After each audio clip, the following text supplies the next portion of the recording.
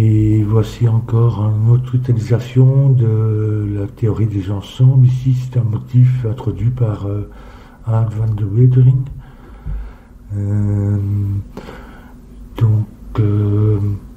C'est similaire aux ensembles Fiston-Eiffel. Alors ici, je vais expliquer un petit peu.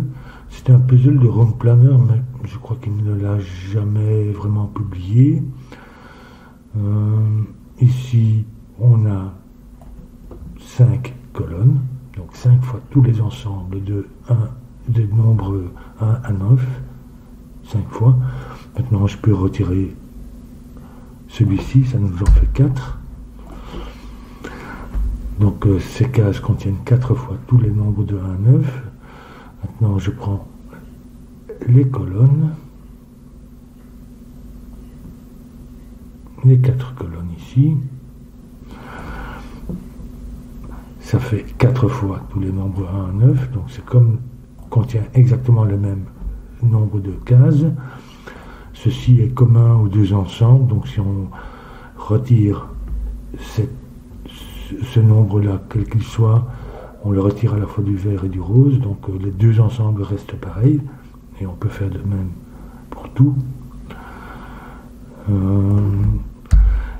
Donc ça c'est le motif introduit par Aart van de Wetering.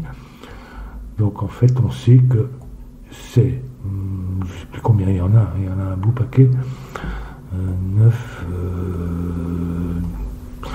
12, 15, 16, oui, 4 x 4, oui, 16. Ces 16-là et ces 16-là sont équivalents.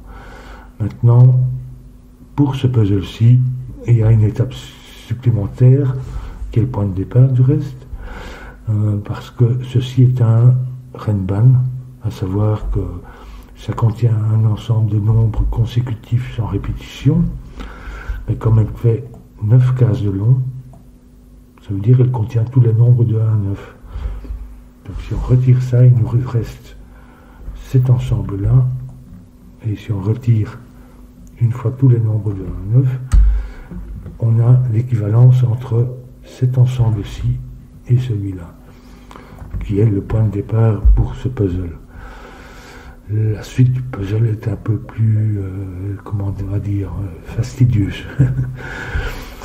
parce que c'est pas aussi évident. Ça, c'est la partie sympa, l'idée est chouette, mais pour la suite, c'est un peu plus délicat.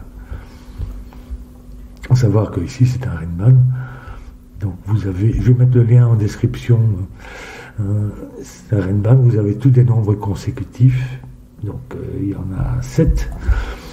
Et donc ici, vous avez une ligne. Donc ces nombres-ci doivent se trouver strictement entre ces deux-ci. Mais comme ce sont tous des nombres consécutifs, ici, ça va être les deux extrêmes de la séquence, et ici, ça va être les nombres intermédiaires. Et donc les x ne peuvent pas être 1, 9, mais ça, c'est jamais le cas sur une ligne comme ça, entre deux chiffres. Mais ça ne peut pas être 2, 8 non plus, parce que ça serait trop large pour pouvoir le mettre ici. Donc ça va être 3, 7, ils ne peuvent pas se répéter aussi, puisque c'est sur un Renban.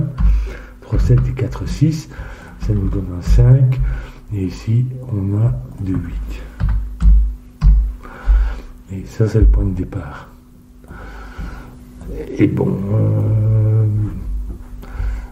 voilà, après ça devient un peu plus compliqué comme je dis, parce que ce petit V ici, on a beau commencer à les colorier, ce n'est pas évident de s'y retrouver. Le V et les X, mais bon. Voilà. Peut-être qu'un jour je mettrai une vidéo pour ce puzzle, mais je sais plus comment j'ai réussi à le résoudre, mais c'est pas si facile que ça. Voilà.